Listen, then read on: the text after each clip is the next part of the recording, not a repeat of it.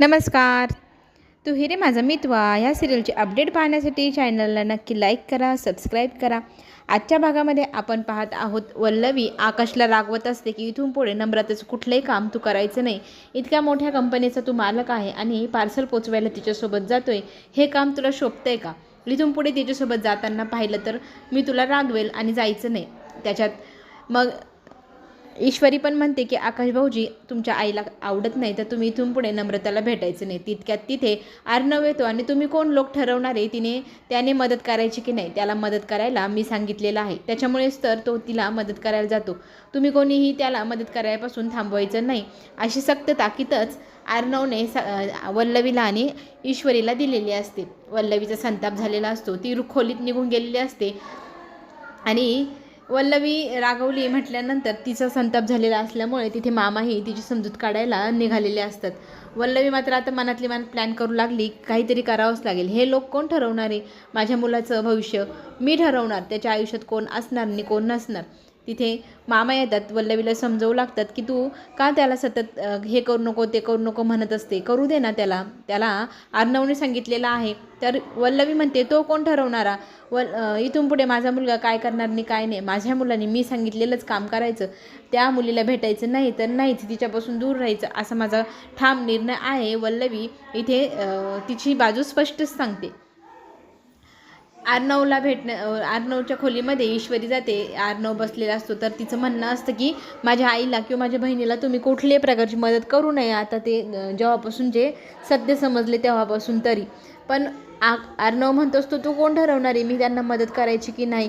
मी ठरवलं आहे ना त्यांना मदत करायची, तर मी नाही तर मी माझ्या जागेवर माझ्या भावाला पाठवलेलं आहे. ह्या गोष्टीला ईश्वरीचा पण विरोध असतो, पण आता अर्णव स्पष्टच सांगतो मला कोणतं काम करायचं किंवा नाही करायचं हे कोणीही सांगायची गरज नाही, अगदी तूही सांगायची गरज नाही. तर ती म्हणते तुम्ही कुठल्या नात्याने हे सगळं करत आहात?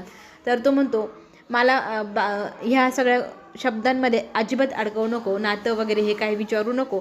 माझा निर्णय ठाम आहे, मी आकाशला मदत करायला तिथे नम्रताला सांगितलेली आहे आणि तू इथे आहे म्हटल्यानंतर तुझी घरची कामे कोण करणार ते बघायला नको का? तुझा व्यवसाय आहे, क्लाउड किचन आहे, ते पण सांभाळायला हवं ना. तुमचं रोजगार त्याच्यावर आहे, तुमचं पोटपाणी त्याच्यावर भरतं.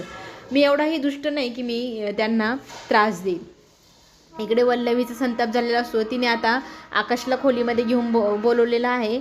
आकाशशी गोड बोलून ती आता त्याला समजवण्याचा प्रयत्न करते की माझं तुझ्यावर खूप प्रेम आहे, पण माझ्या मुलाने चांगलं साहेबाचं काम करावं, हे त्याने असे पार्सल वगैरे पोचवायला गल्लोगल्ली जाणं हे काही मला पटत नाही, असंच ती स्पष्ट गोड बोलून त्याचं आता काम काढणार. त्याला वल्लवी गोड बोलून सांगू लागली की तू नाही इथून पुढे त्या मुलीपासून दूर राहावं अशी माझी इच्छा आहे. मी तुझ्यावर रागवली, मला माफ कर, मी एवढं सगळ्यांसमोर तुला ओरडायला नको होतं, माझं चुकलं. आणि तोही म्हणतो की आई ठीक आहे, तू माझ्यावर चिडली म्हटल्यावर मी पण एवढं सिरियसली नाही घेतले, तू पण मनाला वाईट वाटून घेऊ नको. पण ती म्हणते खरं सांगू का, मला तुला खूप मोठं झालेलं पाहिजे, कंपनीचा मालक झालेलं पाहिजे, हे अशी छोटी मोठी कामं करायला भरपूर लोक आहे असं समजवून फक्त तिने त्याला आता जायला सांगितलेलं आहे. तर तोही आईला म्हणतो की मी तुझं सगळं ऐकेल, तू अजिबात टेन्शन घ्यायचं नाही. इकडे मात्र सगळे हॉलमध्ये आता जमलेले असतात. पतंग उडवण्याची कॉम्पिटिशन करायची की नाही ह्या विषयावरती चर्चा चालू असते. कॉलनीतले सगळे लोक कॉम्पिटिशन करते, पण मामांचं म्हणणं असतं की आपण एवढं मोठं कॉलनीत कॉम्पिटिशन करण्यापेक्षा आपल्या घरातलेच इतके मेंबर आहोत, आपल्यामध्येच कॉम्पिटिशन करूया पतंग उडवण्याची. मग आकाश पतंग तिथे घेऊन येतो, किती साऱ्या पतंग त्याने आणलेल्या सगळ्यांना तो दाखवू लागतो. आपण मस्त सगळेजण आता टेरेसवर जाऊ आणि पतंग वगैरे उडवू अशी चर्चा सुरू होती. हे सगळं बोलत असताना तिथे अर्णव म्हणू लागतो की सगळ्यांनी जायचं, पण ताई तू नको येऊ, तुला ऊन लागेल वगैरे. पण ताई म्हणते नाही मला बघायला यायचं आहे, मग फक्त तू बसून राहा, काही करायचं नाही. तितक्यात ईश्वरी येते तिथे आणि विचार करते काय तुमची चर्चा चालली आहे. तर सगळेजण म्हणते की आम्ही पतंग उडवणार, तू पण उडवणार की नाही? अर्णव तिथे लगेच म्हणतो की तू यायची गरज नाही. तर ती म्हणते नाही मला यायचंच आहे. तर अर्णवने नकार दिलेला असतो. तर ईश्वरी म्हणते मला सगळेजण घाबरताय, तुम्ही हाराल म्हणून मला येऊ देत नाहीत ना. मग सगळ्यांनी ईश्वरीला पण हट्ट केलेला असतो की तू पण चल पतंग उडवायला. वल्लवी म्हणत असते बघ तुझा नवरा सगळ्यांसमोर तुला येऊ नको म्हणतोय, त्याने तुझी जागा तुला दाखवून दिली. पण ईश्वरी म्हणते तुम्ही वर चला, तुम्हाला त्याची काळजी पण दिसेल, तुमच्यासमोर मी त्याला काळजी करताना दाखवते की नाही बघा. ईश्वरीच्या डोक्यात एक प्लॅन तयार आहे, अर्णवच्या सगळ्यांसमोर अर्णवकडनं प्रेम व्यक्त करून घ्यायचं.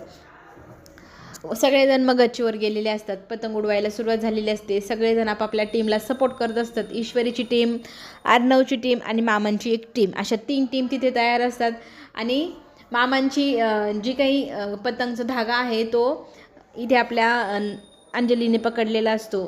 बघता बघता आकाशची पतंग मामाने काटलेली असते. मामा स्वतःची पतंग स्वतःच उडवत असतात. आकाशची पतंगचा धागा वल्लवीने पकडलेला असतो आणि आकाशचा पतंग काटल्यामुळे वल्लवीचा संताप होतो. माझ्या मुलाचा धागा कापला, माझी मुलाची पतंग कापली तुम्ही, आता बरं वाटतंय का तुम्हाला, असं सगळेजण तिथे हसी मजाक मस्त त्यांची ज्येष्ठ मस्करी चालू असते. छान प्रकारे पतंग उडवायचा कार्यक्रम चालू असतो. सगळेजण आनंदी असतात. पतंग उडवता उडवता मामा, आता 3 जण असतात, मामा विचार करतात की मी जर माझी पतंग काढली तर त्याच्यामध्ये आता कॉम्पिटिशनमध्ये उरणार कोण, तर फक्त आर्नव आणि ईश्वरी. मग मामा मुद्दामच स्वतःच्या पतंगचा धागा काटू लागतात आणि मामांची पतंग कटल्यावर सगळेजण म्हणतात अरे मामा तुमची पण पतंग कटली. तर मामा म्हणतो बघ ना माझी पण पतंग कटली यार, तुम्ही मलाही कॉम्पिटिशनमधनं आउट करून टाकला, तर तुम्ही 2घेच जण राहिले. वल्लवी पण तिथे म्हणू लागते की तुमची पतंग कटली, तुमची पतंग का काटली तुम्ही, तर तो म्हणतो मी नाही काटली, ह्या दोघांनीच काटली. तर सगळेजण तिथे छान प्रकारे गप्पा मारत असतात. मामा म्हणतात बघ ना यार, मी छान टफ कॉम्पिटिशन दिली असते तुम्हाला दोघांना, पण माझी पतंग कटली आहे. पण आता तुम्ही तुमच्या दोघांमध्ये छान पतंग वगैरे उडवा. आर्नवला अंजली म्हणू लागते की तूच जिंकायला हवा आणि ईश्वरीला मामा म्हणू लागतात की नाही तूच जिंकायला हवी. बघता बघता त्यांची चांगलीच रंगत रंगलेली असते. पतंग बाजी दोघंही इतकी परफेक्ट करत असतात. मागे मागे मागे सरकत सरकत ईश्वरी जाऊ लागते, तिला जिंकायचं असतं. पतंग ती उडवत असते आणि मागे मागे सरकत सरकत ती एका काठाड्यावर जाऊन उभी राहते. मुद्दाम तिचा प्लॅन असतो की आर्नवने तिला पाहिलं की तो तिची काळजी करेल, तिला दाखवायचे. नम्रता तिला नकार देत असते की एवढ्या वर चढू नको नको नको, पण ती म्हणते नाही मला जिंकायचं, मी वर चढणारच. तिच्याकडे मागे वळून आर्नव पाहू लागतो. मुद्दाम ईश्वरी वरती चढलेली असते. पतंग उडवता उडवता तिचा तोल गेल्यासारखं तिला असं वाटू लागतं, पण ती पतंग उडवण्यास मुद्दाम मग्न आहे असंही दाखवू लागते आर्नवला. आणि आर्नव समोर ती मुद्दाम पतंग उडवते, मागे मागे मग सरकू लागते. आणि सरकता सरकता तिचा तोल आता टेरेसमधनं खाली जाणार. त्याच वेळेला आर्नव पाहतो आणि मिस इंदोर अशी हाक मारतो, तर ती पडणार असते. ती स्वतःचा तोल सावरू शकणार नाही. त्याच वेळेला आर्नवने तिचा हात पकडला, तिला जोरात खेचल्यामुळे दोघंही खाली जमिनीवर पडतात. मग सगळेजण म्हणतात की अशी कशी पतंग उडवत होती ईश्वरी, तुझं लक्ष नव्हतं का. काळजी सगळेजण तिला दाखवू लागतात. ईश्वरी खाली टेरेसवर न पडणार त्याच वेळेला आर्नवने वाचवल्यामुळे बरं झालं असं सगळेजण बोलतात. मग सगळ्यांच्या जीवात जीव येतो. आता पुढील भागात आपल्याला हेही पाहायला मिळणार की आर्नवचं धाग्याने बोट कापलेलं असतं. त्या बोटाला मग ईश्वरी जखमेला मलम लावून देते. तर तिथे बोलता बोलता ती म्हणते तुम्हाला माझी काळजी वाटत होती ना, त्याच्यामुळेच तर तुम्ही माझा जीव वाचवला ना, आपल्यामध्ये काहीतरी नातं आहे म्हणूनच तुम्हाला काळजी वाटली ना, असे मुद्दाम प्रश्न विचारू लागली. तर आर्नव तिथून उठतो आणि म्हणतो काहीही काळजी वगैरे वाटलेली नाही.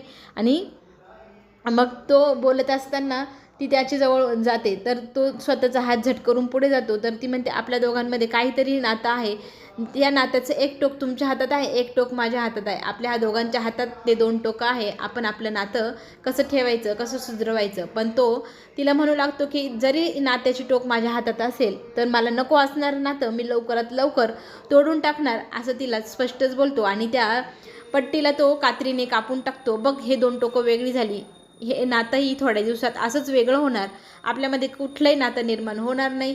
त्यामुळे तू कुठल्याही प्रकारचे स्वप्नही पाहू नको आणि भ्रमात अजिबात राहू नको की मी तुझ्या प्रेमात पडलोय, असं म्हणत ईश्वरीला आर्नव स्वतःपासून दूर करणार का, हे सगळं पाहण्यासाठी चॅनलला नक्की लाईक करा, सबस्क्राईब करायला विसरू नका. आपण पुन्हा भेटू पुढील भागामध्ये. धन्यवाद.